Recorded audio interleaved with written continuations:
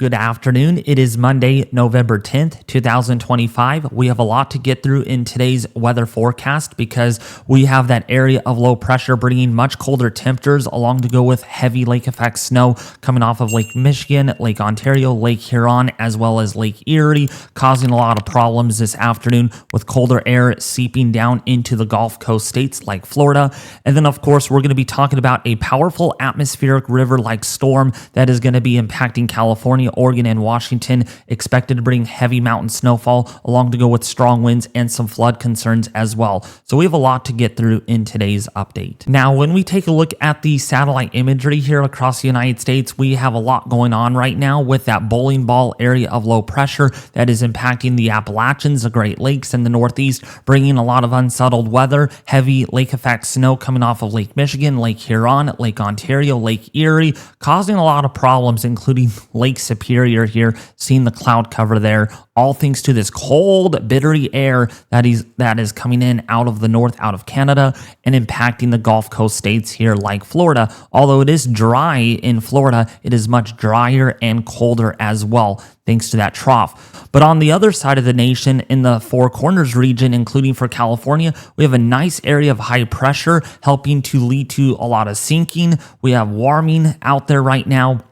And actually, right now, it's 80 degrees outside of the home weather office right now, all thanks to this high pressure area that is impacting much of the Intermountain West. But that's going to be breaking down as we go into tomorrow afternoon into Wednesday ahead of our next powerful atmospheric river. Now, when we take a look at those current temperatures outside right now across the nation, it is very cold relative to the time of the year that we're in for early and mid-November. You can see where all that cold air is right now across much of the Appalachians, the Great Lakes, where we have temperatures right now into the low 20s in some locations, where other areas we are in the low to mid 30s, especially over Missouri, over Illinois.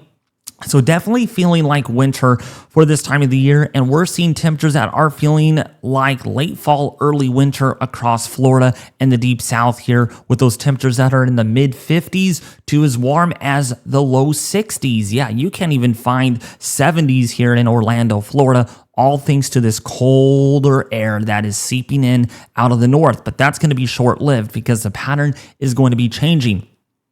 But across the Four Corners in California, temperatures, again, like I said earlier, are already in the low to mid 70s, getting close to 80 degrees in some locations here, and if not, even some 90-degree temperatures over there in Palm Springs, Phoenix, Arizona, Death Valley, Las Vegas, definitely on the warm side for this time of the year. And we could simply see this too on our 24-hour temperature change from 24 hours ago, and you can see 24 hours ago is a lot warmer here in the southeastern United States, where temperatures right now are as much as 30 to 45 degrees colder than they were this time yesterday. So very much of a change in temperatures, especially here in the Carolinas, including for Florida and Georgia. Much cooler than it was just a day ago. Then up here across Canada and the High Plains, temperatures are rebounding because of that return flow out of the south. And so you're seeing temperatures here as much as 15 to 30 degrees warmer than they were 24 hours ago. So definitely a huge reprieve on the way for much of the upper Midwest in the next 24 to 36 hours. Now, when we take a look here at our latest weather alerts here from the National Weather Service, you can see there are freeze warnings out for pretty much all of Georgia, all of the Carolinas, including for southern Mississippi and southern Alabama, where there's red flag warnings as well, because that air mass is going to be very dry when it comes out of the north like that. That's an offshore flow, that's a land breeze, and it's not coming off the Gulf, so the air is much drier than it was just 24 hours ago, and so that's why there are red flag warnings out. Any ignition source here will start a fire very quickly, and it could spread out of control very quickly because of how dry the air is. And of course, the Great Lakes, there are still winter storm warnings and winter weather advisories, all thanks to that lake effect snow that does continue throughout the day today and tomorrow.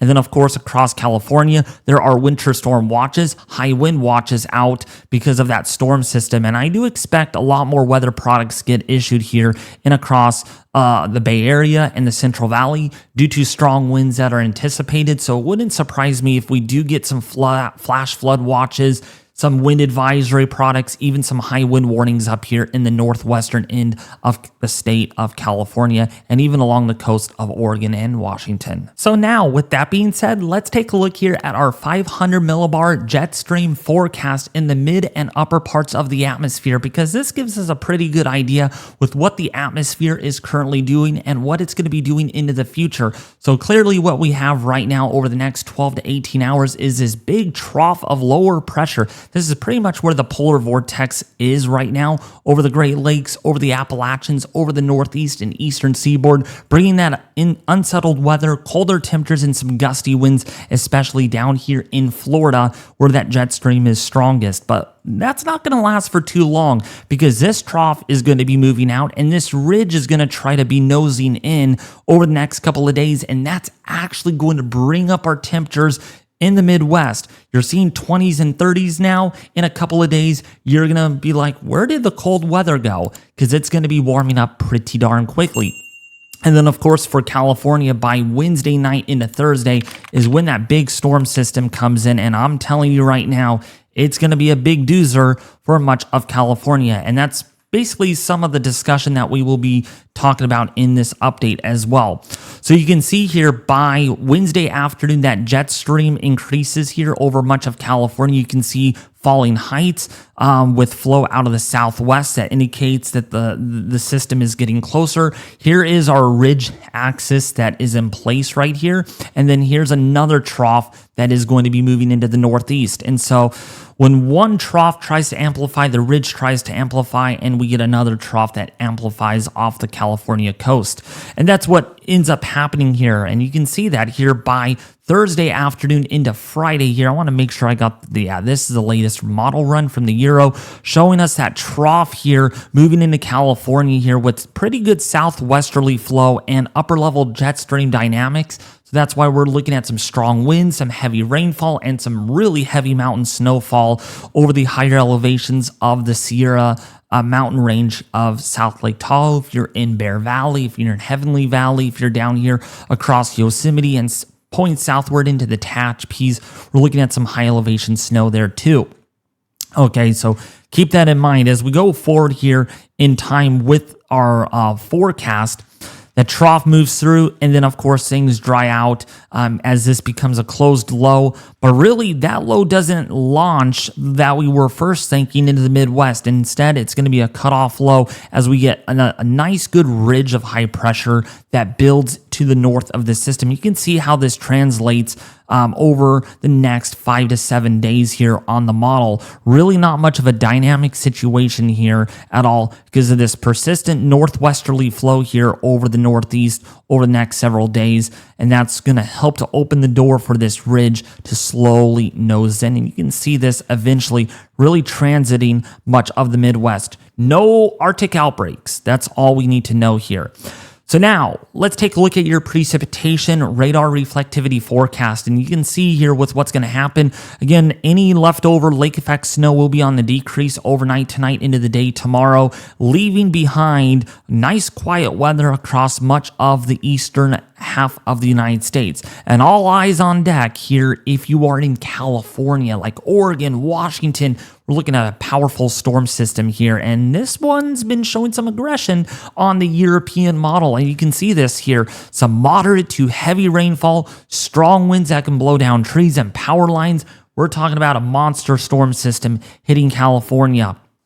By Thursday morning, by Wednesday night into Thursday morning is the timeline that we're looking at right now for the best chances of moderate to heavy rainfall and even some severe weather too along that cold front as it swings on through, because there's enough lift, enough MU Cape, most unstable Cape, in the upper atmosphere, and that's going to help to give us some showers and thunderstorms as that front pulls through. But then things dry out really nicely, and that system really kind of falls apart here, and it only impacts Arizona as more of an upper level like low pressure system and not really at the surface. That's pretty much all we have in terms of the next 5 days when it comes to your rainfall forecast, and then maybe another storm after that, but it really falls apart.